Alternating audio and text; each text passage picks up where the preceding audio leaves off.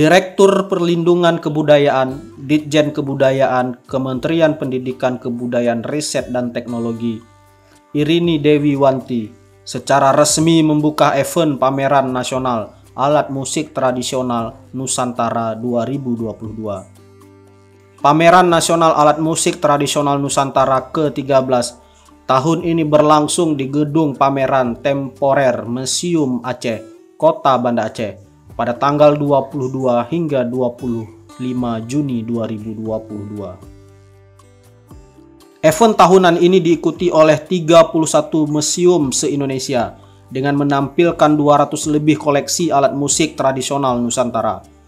Dalam sambutan Gubernur Aceh Nova Iriansyah yang dibacakan PLT Kepala Dinas Kebudayaan dan Pariwisata Aceh, Almuniza Kamal, mengatakan, pelaksanaan Pameran Nasional Alat Musik Tradisional Nusantara 2022 di Museum Aceh merupakan sebuah kehormatan bagi Aceh.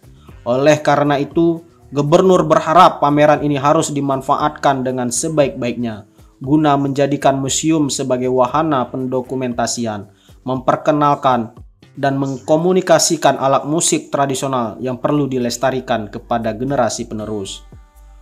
Semoga pameran ini dapat meningkatkan apresiasi masyarakat, terutama generasi milenial. Direktur Perlindungan Kebudayaan Ditjen Kebudayaan Kemdikbudristek Irini Dewi Wanti menyampaikan, museum merupakan media edukasi universal untuk pelestarian warisan kebudayaan dan juga sebagai sarana pembelajaran bagi masyarakat, sekaligus destinasi wisata rekreasi. Masyarakat yang berkunjung ke pameran ini kita harapkan tidak hanya sekedar melihat sebuah alat musik tradisional, tetapi juga harus memiliki mindset bagaimana warisan budaya tersebut berproses dan berkelanjutan ke depannya. Kepala Dinas Budaya dan Pariwisata Aceh, Almuniza Kamal, mengajak masyarakat, terutama generasi milenial, dapat memanfaatkan betul pameran alat musik tradisional tersebut di Gedung Pameran Temporer Museum Aceh, Kota Banda Aceh.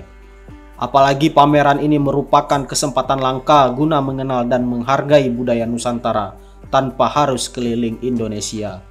Tidak gampang menggerakkan 31 museum se-Indonesia untuk memamerkan koleksinya di Aceh. Jadi alangkah rugi jika koleksi nasional sudah hadir di Aceh hari ini, tapi kita tidak datang untuk menyaksikannya, tutur mantan Kepala Badan Penghubung Pemerintah Aceh itu. Kemudian Almuniza juga menyarankan agar pameran alat musik tradisional Nusantara di Museum Aceh ini dapat terus dibuka hingga akhir tahun ini. Mudah-mudahan seluruh publik Aceh bisa berkunjung dan melihat alat musik tradisional Nusantara dari koleksi 31 museum.